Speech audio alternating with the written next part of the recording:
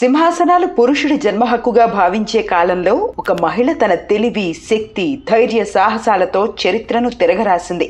ఆమె రాణిగా జన్మించింది, కానీ విధి ఆమెను రాజు చేసింది. కాదు, ఆమె తన తలరాతను మార్చుకుని దక్షిణ భారతం చూసిన అత్యంత గొప్ప రాజుల్లో ఒకరిగా చరిత్రలో నిలిచిపోయింది. రక్తసిక్తమైన యుద్ధ భూముల్లో, పితృస్వామ్యపు రాజ్యాల్లో కత్తిపట్టి యుద్ధ భూమిలో దిగి మహామహులనే హడలెత్తించింది. శత్రువు గుండెపై కత్తిపెట్టి తన జోలికి, తన ప్రజల జోలికి వస్తే నిప్పుతో చెలగాటమాడినట్టే అని ప్రకటించింది.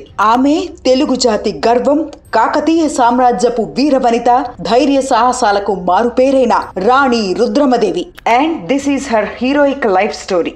ఆంధ్రుల చరిత్రలో కాకతీయుల కాలం ఒక స్వర్ణయుగం. ఆ కాలంలో శాతవాహనుల తర్వాత ఆంధ్రదేశాన్ని, ఆంధ్రజాతి ప్రజలను సమైక్యంగా నిలిపిన వారు ఈ కాకతీయులు. వేంగి, వెలనాడు, పాకనాడు, రేనాడు అంటూ చీలిపోయిన ఆంధ్రదేశాన్ని ఒక్కటి చేసి సమగ్రమైన రూపాన్ని ఇచ్చారు కాకతీయ రాజులు. వీరి పాలనలో ఆంధ్రదేశం ఒక వెలుగు వెలిగింది. ఫలితంగా ఆంధ్రుల చరిత్రలోనే కాదు, మొత్తం భారతదేశ చరిత్రలోనే కాకతీయుల సామ్రాజ్యం తనకంటూ ప్రత్యేక గుర్తింపు దక్కించుకుంది. ఇంతటి ఘనకీర్తి కలిగిన కాకతీయుల్లో గణపతి దేవుడు చాలా ప్రసిద్ధి. తూర్పున గోదావరి డెల్టా నుంచి పశ్చిమాన బళ్ళారి సహా ఆంధ్ర తీర ప్రాంతాల్లో చాలా వరకు విస్తరించి ఉన్న రాజ్యాన్ని ఆయన అత్యంత సమర్థవంతంగా పాలించారు. ఎందరో శక్తివంతమైన శత్రువులకు ఆయన ఎదురు నిలిచి తన రాజ్యాన్ని కాపాడుకున్నారు. నిత్యము ప్రజల గురించి, ప్రజల సంక్షేమం గురించే ఆలోచించిన రాజు గణపతి దేవుడు. కానీ అసలైన రాజంటే ఇలా ఉండాలని ప్రజలు కీర్తించే గణపతి దేవుడికి ఒక పెద్ద సమస్య వచ్చింది. తన తర్వాత తన వారసుడిగా చెప్పుకునేందుకు అప్పటి వరకు ఆయనకు ఒక్క మగబిడ్డ కూడా లేడు. ఆయనకున్నదల్లా ఒక్క ఆడబిడ్డ. ఆడదంటే అంతఃపురంలో ఉండాలి లేదా వంటింట్లో ఉండాలన్న పితృస్వామ్య వ్యవస్థ బలంగా ఉన్న ఆ రోజుల్లో ఇది చాలా పెద్ద సమస్య. పైగా ఏ చిన్న అవకాశం వచ్చినా రాజ్యాన్ని, అధికారాన్ని తన వశం చేసుకునేందుకు తోడేళ్లు, రాబందులు కాపు కాస్తూనే ఉన్న రోజులవి. కానీ గణపతి దేవుడు భయపడలేదు, సమాజం గురించి ఆలోచించలేదు. ప్రజలు సంతోషంగా ఉండాలంటే తన తరువాతి తరం కాకతీయ సామ్రాజ్యాన్ని కొనసాగించాలని భావించి ఒక చారిత్రక నిర్ణయం తీసుకున్నారు. తన ఆడబిడ్డను మగాడిలా పెంచారు, ఒక సింహంలా పెంచారు. అప్పటి వరకు రుద్రమదేవిగా ఉన్న ఆ బిడ్డ పేరును రుద్రదేవగా మార్చి తన ఆడబిడ్డను ప్రపంచానికి మగబిడ్డగా పరిచయం చేశారు. ఆ కాలంలో ఇతర రాకుమారులు కలం పట్టుకుని సాహిత్యం నేర్చుకుంటే రుద్రమదేవి మాత్రం అబ్బాయిల వేషధారణలో కత్తి పట్టుకుని యుద్ధం ఎలా చేయాలో నేర్చుకుంది. గుర్రపు స్వారీ, విలువిద్యతో పాటు రాజ్యాన్ని విస్తరించేందుకు, అవసరమైతే రాజ్యాన్ని కాపాడుకునేందుకు కావాల్సిన శిక్షణ తీసుకుంది. నిజానికి రుద్రమదేవి ఒక గొప్ప రాజుకు కూతురు. కానీ యవ్వనం మొత్తం చేతిలో ఖడ్గం పట్టుకుని అతి భయంకర వీరులతో పోరాడింది. సంవత్సరాల శిక్షణ తర్వాత ఒక ట్రూ వారియర్ గా ఆవిర్భవించింది.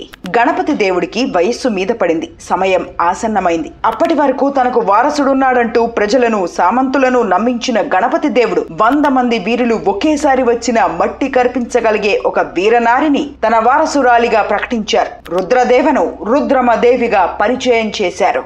క్రీస్తు శకం 1258 నుంచి గణపతి దేవుడితో కలిసి రుద్రమదేవి రాజ్యభారం మోసినట్టు చరిత్ర చెబుతోంది. ఇంచుమించు ఈ సమయంలోనే గణపతి దేవుడు తన తొలి ఓటమిని చూశారు. అధికార విస్తరణ ధ్యేయంగా పెట్టుకున్న రాజుల మధ్యలో కాకతీయ రాజ్యం ఉండేది. పశ్చిమాన యాదవులు, దక్షిణాన హోయసలలు, పాండ్యులు కాకతీయులను దెబ్బ కొట్టేందుకు చాలా సార్లు ప్రయత్నించారు. గణపతి దేవుడు వారిని చాలా సార్లు ఓడించాడు. కానీ 1260-61 మధ్యలో నెల్లూరు సమీపంలోని ముట్టుకూర్పై సుందర పాండ్యన్ 1 దండయాత్ర చేశాడు. కాకతీయుల సైన్యం కకావికలైపోయింది. ఈ ఓటమిని తట్టుకోలేక కొంతకాలం తర్వాత గణపతి దేవుడు పాలన నుంచి తప్పుకున్నట్టు, 1263 నుంచి రుద్రమదేవి స్వతంత్రంగా రాజ్యాన్ని పాలించడం మొదలుపెట్టినట్టు చరిత్ర చెబుతోంది. కానీ పితృస్వామ్య సమాజం తారస్థాయిలో ఉన్న ఆనాటి కాలంలో ఒక మహిళ చేతికి రాజ్యం దక్కడమా, సింహాసనం మీద ఒక మహిళ కూర్చోవడమా, ఈ విషయం చాలా మంది సామంతులు, గణపతి దేవుడి సొంత మనుషులకు నచ్చలేదు. చాలా మంది ప్రతిఘటించారు. నా అనుకునే వాళ్లే వెన్నుపోటు పొడిచారు. రుద్రమదేవి సవతి సోదరులు హరిహర దేవుడు, మురారి దేవుడు కాకతీయ సామ్రాజ్యంపై తిరుగుబాటు జెండా ఎగరేశారు. రుద్రమదేవి లేని సమయం చూసుకుని ఓరుగల్లు కోటలోకి ప్రవేశించి రాజ్యాన్ని ఆక్రమించుకునే ప్రయత్నం చేశారు. రుద్రమదేవి తన ధైర్య సాహసాలతో పాటు తెలివితేటలను ప్రదర్శించి తన విశ్వాస పాత్రులైన గోనగన్నారెడ్డి, కాయస్థ జననిగ దేవుడు, రేచర్ల ప్రసాదతాయుడు వంటి వారితో పాటు కాకతీయ ప్రజలతో కలిసి ఓరుగల్లును తిరిగి దక్కించుకుంది. ఆడది రాజ్యమేలుతోందన్న అసూయతో తిరుగుబాటు చేయాలనుకున్న వారి గుండెల్లో గుబులు రేగేలా తన సవతి సోదరులను శిక్షించింది. బట్ రుద్రమదేవి అసలు పరీక్ష ఇప్పుడే మొదలైంది. రుద్రమదేవి ఓవైపు అంతర్యుద్ధాలతో పోరాడుతూ ఉంటే మరోవైపు అదే అదనుగా భావించిన పొరుగు దేశాల రాజులు కాకతీయ రాజ్యాన్ని ఆక్రమించుకునేందుకు ప్రయత్నించారు. రుద్రమదేవి పారిపోలేదు, అంతఃపురానికి పరిమితం అవ్వలేదు. కత్తిపట్టి కోట దాటింది. తన సైన్యంతో యుద్ధ భూమిలోకి దిగింది. యాదవ మహాదేవుణ్ణి ఓడించి అతన్ని దేవగిరి వరకు తరిమి కొట్టింది. యుద్ధంలో ఓటమి వల్ల మహాదేవుడు రుద్రమదేవికి భారీ మొత్తంలో పరిహారం చెల్లించాల్సి వచ్చింది. ఇటీవల కాలంలో తెలంగాణలోని అనేక ప్రాంతాల్లో యాదవుల బంగారు, వెండి నాణాలు దొరకడం, వాటిపై కాకతీయుల వరాహముద్ర ఉండటం చరిత్రలోని ఈ ఘట్టాన్ని కన్ఫర్మ్ చేస్తోంది. ఈ యుద్ధం తర్వాత రుద్రమదేవికి రాయగజకేసరి అన్న బిరుదొచ్చింది. ఆ తర్వాత రుద్రమదేవి రేనాడు, ఇరువములికినాడు, సట్టి మొదలైన ప్రాంతాలను కూడా తన రాజ్యంలో కలుపుకుంది. గణపతి దేవుడి నుంచి రాజ్యాన్ని తీసుకోకముందే రుద్రమదేవికి నిడదవోలు యువరాజు వీరభద్రుడితో వివాహం జరిగింది. కానీ వీరికి కూడా మగబిడ్డ లేడు. రుయ్యమ్మ, రుద్రమ్మ, ముమ్మిడమ్మ అనే 3 ఆడబిడ్డలు పుట్టారు. ముమ్మిడమ్మకు వివాహం జరిగిన తర్వాత ప్రతాపరుద్రుడు జన్మించాడు. సొంతంగా వారసుడు లేకపోవడంతో తన మనవడు ప్రతాపరుద్రుడిని రుద్రమదేవి దత్తత తీసుకుంది.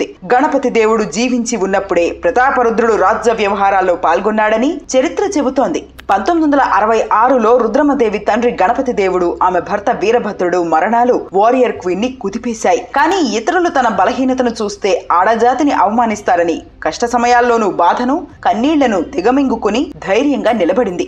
గణపతి దేవుడి మరణం తర్వాత క్రీస్తు శకం 1969లో రుద్రమదేవి పట్టాభిషేకం అయినట్టు కొన్ని శాసనాలు, 1972లో పట్టాభిషేకం జరిగినట్టు ఇంకొన్ని శాసనాలు చెబుతున్నాయి. ఇక అంతర్యుద్ధాలు, శత్రువుల దండయాత్రల మధ్య తన పాలనను సాగించిన రుద్రమదేవి ప్రజలను ఎప్పుడూ విడిచిపెట్టలేదు. ఆమె కాలంలో కాకతీయ దేశం సుభిక్షంగా ఉండేది. తండ్రి గణపతి దేవుడు ప్రారంభించిన ఓరుగల్లు కోటను రుద్రమదేవి పూర్తి చేసింది. భవిష్యత్తులో ఎలాంటి దండయాత్రలైనా ఎదుర్కొనే విధంగా ఓరుగల్లు నగరం చుట్టూ పెద్ద గొయ్యిలు తవ్వించి నీటిని వదిలింది. నేటి ఆంధ్రప్రదేశ్ లోని తీర ప్రాంతాన్ని, రాయలసీమ ప్రాంతాన్ని ఒక్కటి చేసేందుకు రుద్రమదేవి కృషి చేసింది. ఎన్నో ట్యాంకులు, కెనాల్స్, రిజర్వాయర్లను కట్టి రాయలసీమ ప్రాంతాల్లో వ్యవసాయాన్ని అభివృద్ధి చేసేందుకు కృషి చేసింది. తీర ప్రాంతాల నుంచి బంజరు భూములకు వెళ్లి స్థిరపడే విధంగా ప్రజలను ప్రోత్సహించింది. పన్ను విషయంలో మినహాయింపులు ఇచ్చింది. కాకతీయ సామ్రాజ్యం రుద్రమదేవి పాలనలో చాలా ముఖ్యంగా చెప్పుకోవాల్సింది నాయక వ్యవస్థ గురించి. ఇదొక మిలిటరీ ఫ్యూడల్ అడ్మినిస్ట్రేటివ్ స్ట్రక్చర్. ఈ వ్యవస్థ ప్రకారం నాయకులుగా పిలిచే మిలిటరీ అధికారులకు కొంత భూభాగాన్ని ఇస్తారు. వీరు తమ తమ ప్రాంతాల్లో శాంతి భద్రతలను పరిరక్షించాల్సి ఉంటుంది. భవిష్యత్తులో వచ్చే యుద్ధాల కోసం సైన్యాన్ని రూపొందించి దాన్ని మెయింటైన్ చేయాల్సి ఉంటుంది. ప్రజల నుంచి సేకరించే పన్నుల్లో కొంత భాగం వీటికి ఖర్చు చేసి మిగిలింది రాజుకివ్వాలి. గణపతి దేవుడు ఈ వ్యవస్థను తీసుకురాగా రుద్రమదేవి నైపుణ్యంతో ఈ వ్యవస్థను ఒక మెట్టు పైకెక్కించింది. రాజ్యానికి నమ్మకంగా ఉన్న వారిని రివార్డు చేసింది. వీరి చేత తిరుగుబాటుదారుల అంతు చూసింది. ఇలా బలమైన సైన్యాన్ని రాజ్యం మొత్తం మీద మోహరించింది. ఈ నాయక వ్యవస్థ కాకతీయ సామ్రాజ్య పతనం తర్వాత కూడా కొనసాగింది. విజయనగర సామ్రాజ్యంలో కనిపించే అమరనాయక వ్యవస్థకు ఇది బీజంగా మారింది.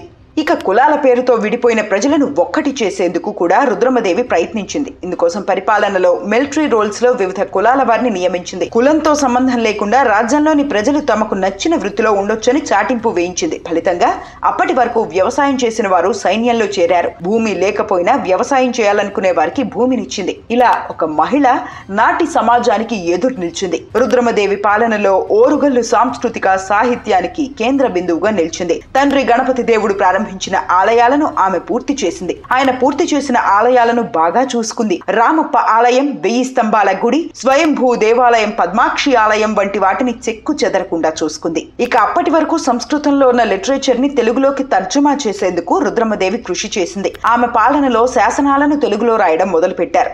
ఆమె కాలంలో ఎందరో గొప్ప తెలుగు పండితులు, తెలుగు కవులు పుట్టుకొచ్చారు. ఇక రుద్రమదేవి పాలనలో ఓసారి ప్రముఖ వెనిస్ యాత్రికుడు మార్కోపోలో మోటుపల్లి రేవులో దిగాడు. కాకతీయుల ఆతిథ్యాన్ని స్వీకరించాడు. కాకతీయుల పాలనను దగ్గరుండి చూశాడు. దేశంలో పరిపాలన కట్టుదిట్టంగా ఉందని, పరిశ్రమలు, వాణిజ్యం అభివృద్ధిలో ఉన్నాయని తన పుస్తకంలో రాసుకొచ్చారు. కానీ ఎంత గొప్ప రాజ్యమైనా, ఎంత గొప్ప రాజైనా ఏదో ఒక రోజు చీకట్లో కలిసిపోవాల్సిందే. ఇందుకు ఎన్నో ఉదాహరణలు చరిత్రలో ఉన్నాయి. రాణి రుద్రమదేవి విషయంలో కూడా ఇదే జరిగింది. కానీ ఆమెను సొంత వారే వెన్నుపోటు పొడిచారు. కాకతీయ సామంతుల నుంచే రాణి రుద్రమదేవికి ఎదురు దెబ్బ తగిలింది. క్రీస్తు శకం 1273లో రాణి రుద్రమదేవి నమ్మకస్తుడు నెల్లూరు సామంతుడు జగనిదేవుడు మరణించాడు. ఆ తర్వాత కొంతకాలానికి ఆ ప్రాంతం జగనిదేవుడి బంధువు అంబయ్య దేవుడికి దక్కింది. అతను తొలుత రుద్రమదేవికి మద్దతిచ్చాడు. కానీ కొంతకాలానికి తిరుగుబాటు జెండా ఎగరేసి స్వతంత్రాన్ని ప్రకటించుకున్నాడు. అంతేకాదు చుట్టుపక్కల సామంతులను భయపెట్టి లేదా యుద్ధం చేసి వాటిని తనలో కలుపుకున్నాడు. అతి తక్కువ కాలంలోనే అంబయ్య దేవుడు చాలా శక్తివంతంగా మారాడు. అంబయ్య దేవుడి తిరుగుబాటును రాణి రుద్రమదేవి సహించలేదు. తన సైన్యాన్ని పంపించింది. వారు విఫలమయ్యారు. ఇక కోటలో కూర్చుంటే పని జరగదని తానే స్వయంగా కత్తిపట్టి గుర్రమెక్కి అంబయ్య దేవుడిపై యుద్ధం ప్రకటించింది. 1989లో నేటి నల్గొండ చెందుపట్లలో ఇరు వర్గాల మధ్య భీకర యుద్ధం జరిగినట్టు తెలుస్తోంది. కానీ ఆ యుద్ధంలో రుద్రమదేవి వీరోచితంగా పోరాడుతూ ప్రాణాలు విడిచింది. చెందుపట్లలో ఉన్న శాసనాల్లో రుద్రమదేవి మరణం గురించి స్పష్టంగా రాసుంది. ప్రతికూల పరిస్థితులు ఎదురైతే ఇంట్లో కూర్చోవడం కన్నా యుద్ధ భూమిలో ప్రాణాలు వదిలేయడంలోనే వీరుల గొప్పతనం ఉంది. అందుకే రుద్రమదేవి ఒక మహిళ కాదు, ఒక పరాశక్తి. 1989లో రాణి రుద్రమదేవి మరణం తర్వాత కాకతీయ రాజ్యం ప్రతాపరుద్రుడి చేతుల్లోకి వెళ్ళింది. అంబయ్య దేవుడి తిరుగుబాటును అణచివేయడంలో ప్రతాపరుద్రుడు విజయం సాధించాడు. అంతేకాదు ప్రతాపరుద్రుని పాలనలో కాకతీయ రాజ్యం ఉచ్చ స్థితిని చూసింది. ఇదే ప్రతాపరుద్రుడి కాలంలో విచ్ఛిన్నం కూడా అయిపోయింది. 1990 వరకు పటిష్టంగా ఉన్న కాకతీయ సామ్రాజ్యం అక్కడి నుంచి 4 దశాబ్దాలు తిరగకుండానే 1323లో కాలగర్భంలో కలిసిపోయింది. కాకతీయ సామ్రాజ్యం కుప్పకూలడానికి గల కారణాలేంటి? ప్రతాపరుద్రుడికి ఏమైంది? అసలు 1323లో ఏం జరిగింది? వంటి వివరాలు తెలుసుకోవాలంటే కింద కామెంట్ చేయండి, ఖచ్చితంగా వీడియో చేస్తాను. కానీ ఒక్క విషయం ఖచ్చితంగా చెప్పాలి, రాణి రుద్రమదేవి ప్రైడ్ ఆఫ్ తెలుగు. ఒక మహిళ అయినప్పటికీ సంకల్పం ఉంటే చాలు ప్రజలకు మంచి చేసేందుకు, రాజ్యాన్ని రక్షించేందుకు జెండర్ తో సంబంధం లేదని నిరూపించింది. తండ్రి తన మీద పెట్టుకున్న ఆశలను వమ్ము చేయకుండా జీవితం మొత్తం మీద ఒక సింహంలా జీవించింది. భావి తరాల వారికి స్ఫూర్తిదాయకంగా నిలిచింది. జై రుద్రమదేవి, జై జై రుద్రమదేవి. ఇది ఫ్రెండ్స్ ఇవాల్టి వీడియో. కాకతీయుల పాలన, రాణి రుద్రమదేవిపై చేసిన ఈ కంటెంట్ మీకు నచ్చితే ఈ వీడియోని వెంటనే లైక్ చేయండి, మన ఛానల్ ని సబ్స్క్రైబ్ చేసుకోండి. బై ద వే, ఈ వీడియో ఎలా ఉందో కామెంట్ చేయడం మర్చిపోకండి. More history videos coming up. Stay tuned.